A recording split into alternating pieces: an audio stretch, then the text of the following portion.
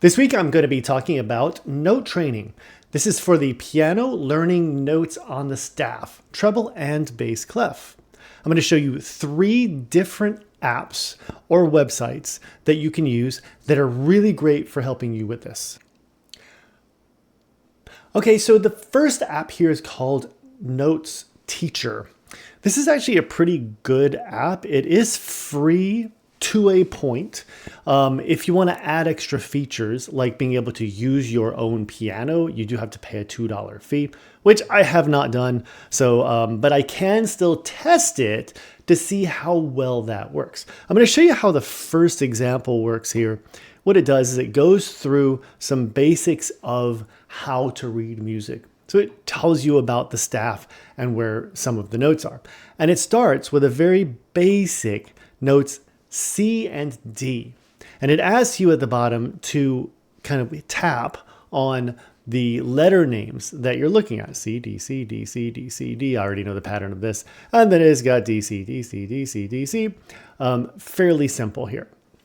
Now, if you want to add where it allows the keyboard, I'm just going to show you how to test it before you give them your $2, which isn't really a lot here.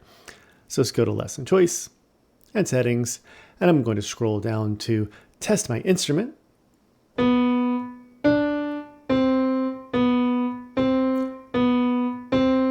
So obviously you can hear it.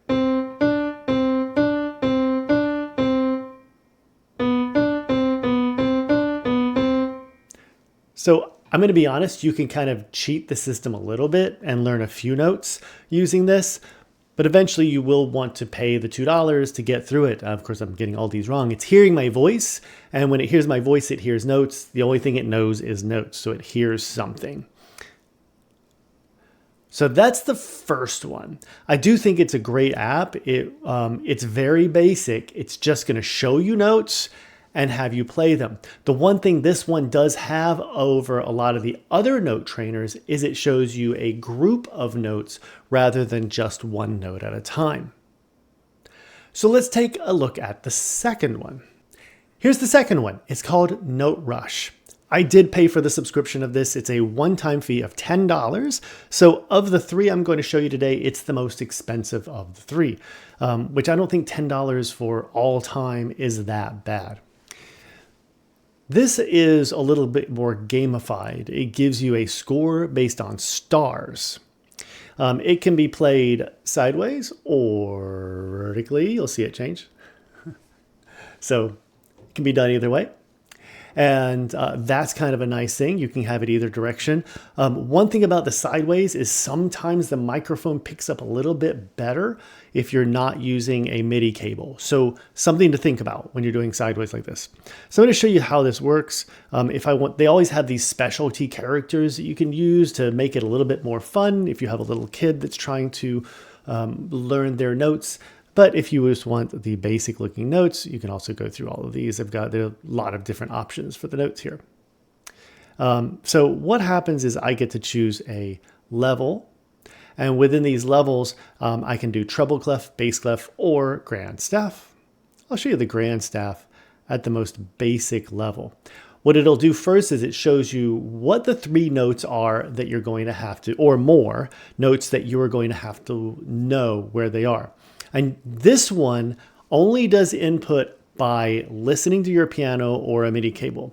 So just know that there is no on-screen input on this version, on this app itself. So if I hit play with this one, what it first does is it's going to ask me to play middle C. Once I play middle C, then it'll go from there. Now, if I don't play middle C, it's going to pretend like that note is middle C. And then it's going to be a lot more difficult. So I'll show you how it works.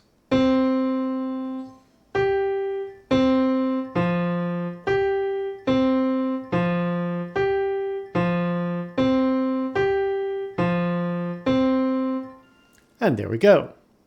So that's basically how the app works. You do have to be really, really fast to get 5 stars. And if you're going to be using the microphone, like I said, sideways landscape is always better for the microphone picking up the sounds more effectively. It's not super accurate. It is a little glitchy, but as you saw, it worked really well that time. Of all of the apps, I will say it works exceptionally well for listening to the notes. Now, when you get to the higher levels, it's extremely hard to get 5 stars. I'll just be honest. So the gamification of it can be a little frustrating because it can be a little hard to get those notes. All that said, it really does help you to learn where your notes are on the staff in relation to the keyboard. Here's the third option. It's called musictheory.net. The app is called Tenuto. If you just use the website, it's completely free. And this website has so much more available on it than the other two. I will say that the other two may be a little more convenient and they're available on Android, which this one is not. Now on your Android device, you can just go to a browser and go to musictheory.net and it should work just fine. I'm going to be using this one through MIDI cables on my computer and show you how this works.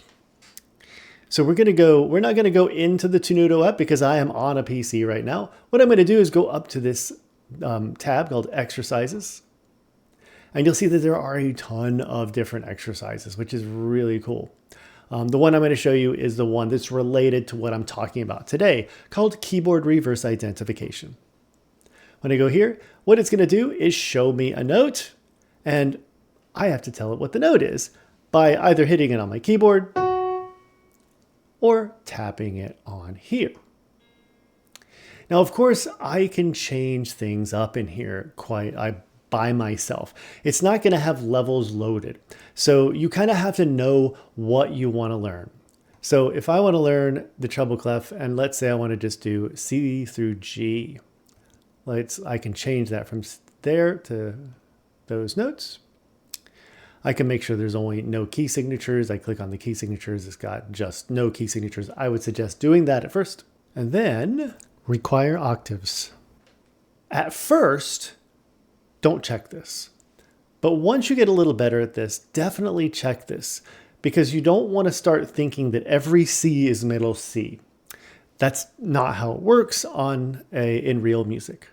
You can have helpers turned on and off. The helpers are letter names in the lines and spaces. That could be helpful. And then accidentals are sharps and flats. At first, definitely turn that off.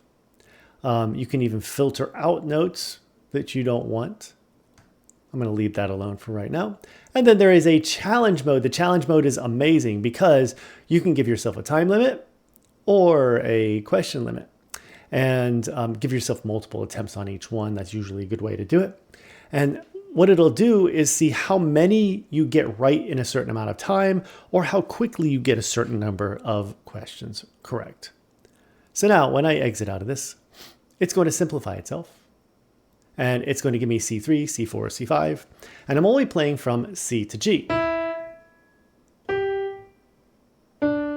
Now it's not timing me at this point. I'm just learning my notes and playing through my notes. But up at the top, it does give you a counter of how many tries you've had versus how many you've gotten right. So if I get one wrong, notice that the number on the right goes up, the number on the left does not, and then it gives you that percentage. So your percentage starts to go down.